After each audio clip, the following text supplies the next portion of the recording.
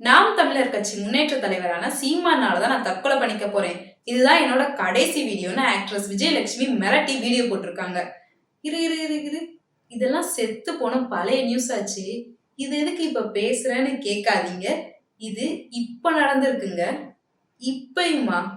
இப்ப என்ன நடந்திருக்கு தெரிஞ்சுக்கலாம் வாங்க. மறுபடியும் முதல்ல இருந்தா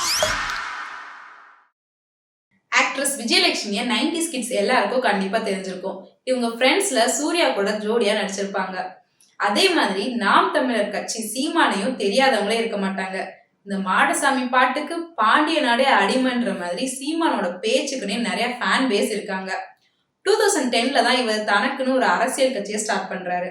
அப்ப இருந்து இப்ப வரைக்கும் இவருக்குன்னு ஓரளவுக்கு யங்ஸ்டர் சப்போர்ட் நிறையவே இருக்கு. அரசியல்வாதினா பல அடிகள் விழத்தான் செய்யுன்ற மாதிரி இவரும் நிறைய கான்ட்ரவர்சில சிக்கிறாரு. அதுல முக்கியமான ஒண்ணுதான் ஆக்ட்ரஸ் விஜயலட்சுமி கொடுத்த கம்ப்ளைண்ட். 2011ல ஆக்ட்ரஸ் விஜயலட்சுமி சென்னை வலசரவாக்கம் போலீஸ் ஸ்டேஷன்ல ஒரு கம்ப்ளைண்ட் பண்றாங்க.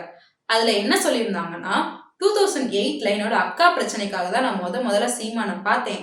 அதுக்கப்புறம் அவர் என்ன கல்யாணம் பண்ணிக்கிறேன்னு சொல்லி 3 வருஷம் என் கூட குடும்பம் நடத்தினாரு. இதுக்கிடையில நிறைய அபாஷனும் பண்ண வச்சாரு. இப்ப என்னை ஏமாத்திட்டாருன்னு சொன்னாங்க. ஆனா இத நம்ம சீமான் சுத்தமா மறுத்துட்டாரு.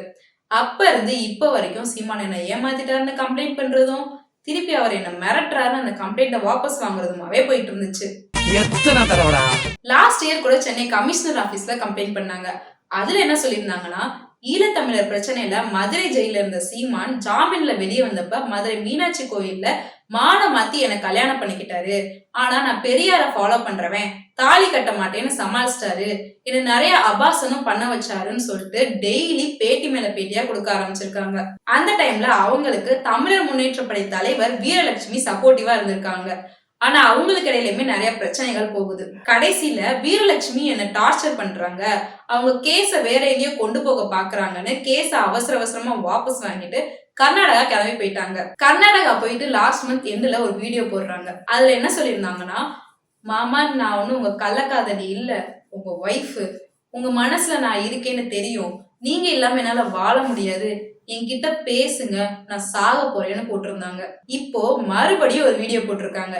இதுல என்ன சொல்லியிருக்காங்கன்னா, ஒரு பொண்ணு மொட்டை மாடியில போய் எவ்வளோ ஒரு மன அழுத்தம் ஆயிருந்தா வந்து அந்த மாதிரி ஒரு வீடியோ போட்டிருப்பா இல்லையா?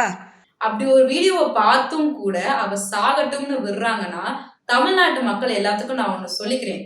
2008ல தான் சீமானை நான் முதல்ல பார்த்தேன். அன்னைக்கு காலையில 6 நான் சொன்னேன்லடா. இன்னைக்கு என்னமோ கைவெளி தான் என்னமோ தன்னோட பெரிய உயிரின்ற மாதிரி டிராமா போடுறாரு இல்லையா? அவர் இப்ப என்ன நடு ரோட்ல விட்டுட்டு போயிட்டாரு.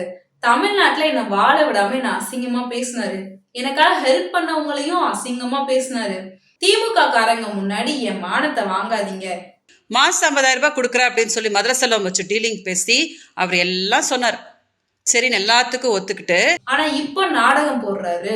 பட் அந்த டீலிங் எனக்கு ரொம்ப பிடிச்சிருந்துச்சு, ஒத்துக்கிட்டேன்.